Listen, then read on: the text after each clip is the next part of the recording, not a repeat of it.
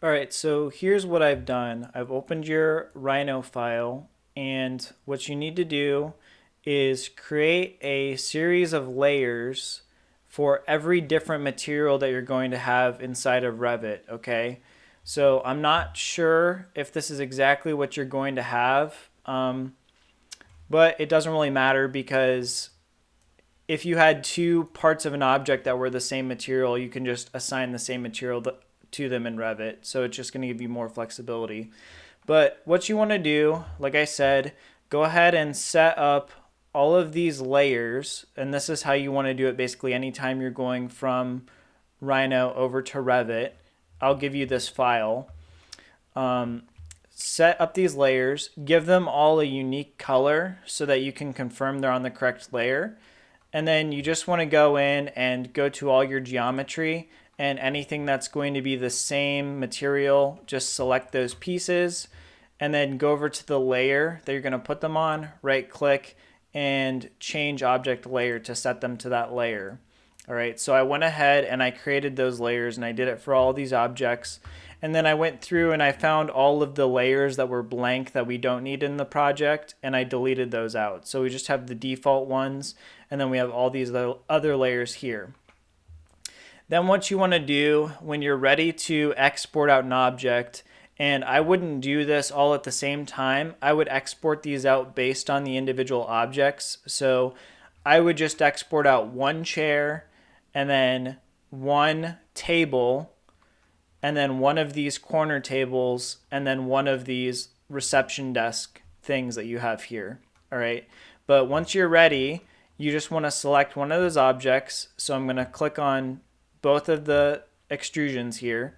Then I'm going to go up to File and Export Selected.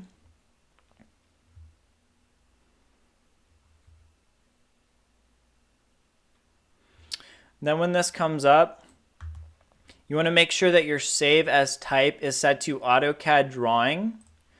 And then you want to give it a name. Okay, and then click on Save. And then you're going to get this pop-up here, okay? And you want to make sure that this export scheme is set to 2007 solids, all right? Then when that's set, just click on OK, and that's going to finish the export. Now, over in Revit, what you want to do is go to File, and then New Family. And you're always going to want to do this as a family. You don't want to import these objects straight into the Revit project, okay? Always do it as a family. That's going to give you more control, and it's going to make your file size smaller and Revit run better. So then you want to go to your templates and make sure you have the furniture template. Open that. Then when we're in here, you want to go up to Insert, Import CAD, and then find your file that you exported from Rhino. So go ahead and open that. Then you should see it in here, and it preserves the colors that we set to the layers inside of Rhino. Go ahead and just unpin this and then center it up on this little crosshair here.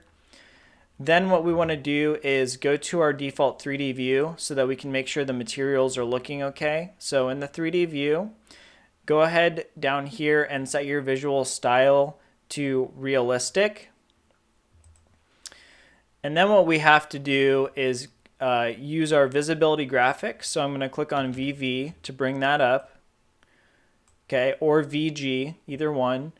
Then go over to Object Styles down here at the bottom. And then within the object styles, you have to go to imported objects, okay?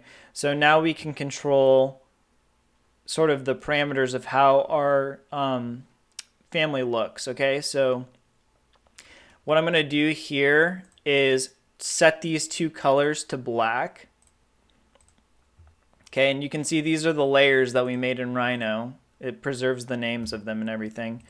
Okay, so then after you do that, this is where you actually set the material for imported objects. Okay, so it doesn't work like a traditional Revit family.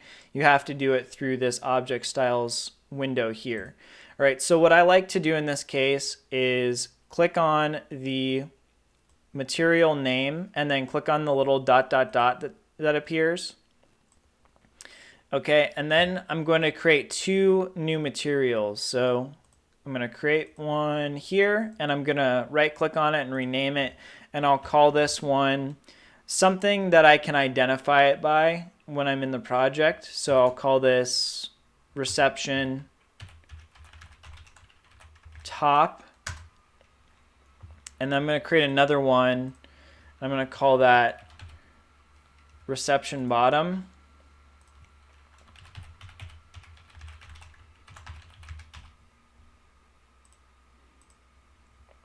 All right, make sure it's set to the correct one, so make sure it's corresponding. So I'll switch this to top right here and hit enter.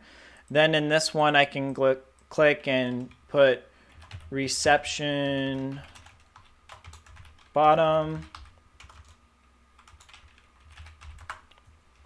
All right, so now what I'm going to do is I'm just going to hit apply once. That'll turn that to black because I changed those. Then I'm going to go back into this material, and I'm going to, on both of these materials, click on the appearance tab, and I'm going to switch this default gray color to just a random color to verify that this material is working correctly. So we'll just click a random color for this one and then hit apply. And if in the background you see the color change, then you'll know that you've done this correctly, okay? Then we can just go to the other one, change the color to something else, click OK and apply. And both of those changed, so that means the material is set up correctly. So now you can just hit OK, hit apply. Oh, got to change this back. That got set wrong, so bottom.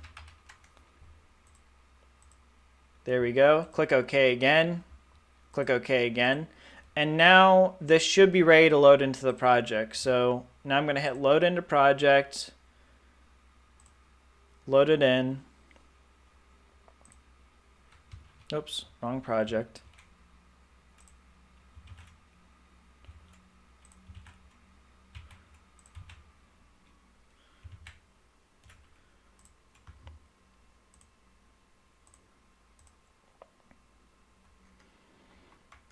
All right, and then we can go ahead and place them.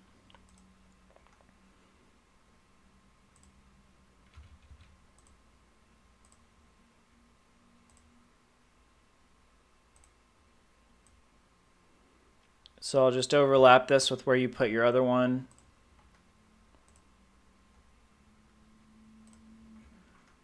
And then we can just mirror it.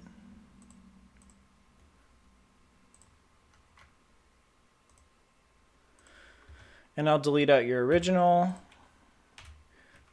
Okay, so now if we go to our 3D view and we set this to realistic,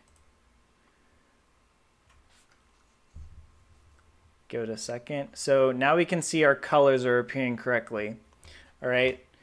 So like I was saying, the way that we change how the materials look for these imported objects is different than you would for a traditional Revit family. So over here, again, we have no material parameters. Even if we go to edit type, there's no material parameters. So what we have to do, just like we did in the family, is you have to control it through that object styles. But since we already did that in the family, what you can do is control it only using the materials that we've created. So if you go to manage and you go to materials, you can go through here now and you should be able to find that reception bottom and reception top, okay?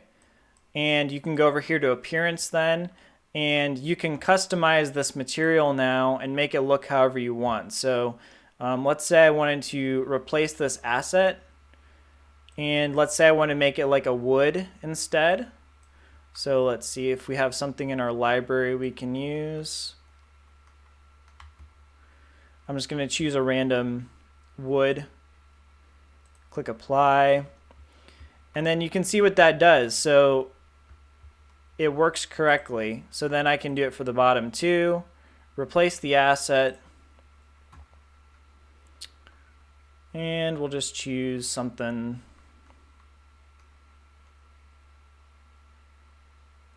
random. Doesn't really matter, right? You get the idea. Click apply, and you can see it changed. Okay, so instead of using that material parameter, you're just going to control the appearance of it strictly through this material browser. Okay, and you're going to do that for all of these objects. Okay, so as I said, you're just going to do one of these reception desks, and you're going to put that into its own family. Then you're going to do one chair, put that in its own family, one bench, put that in its own family, and then one table, put that in its own family, and then those corner tables as well, if you're using those, put those into their own family. But you just want to do one of each object, put them in their own family, bring them into the Revit project then, and arrange them however you want. Okay, so you want to avoid doing it in these big groups like you sort of have here. All right, so hopefully that helps. If you need anything else, just let me know.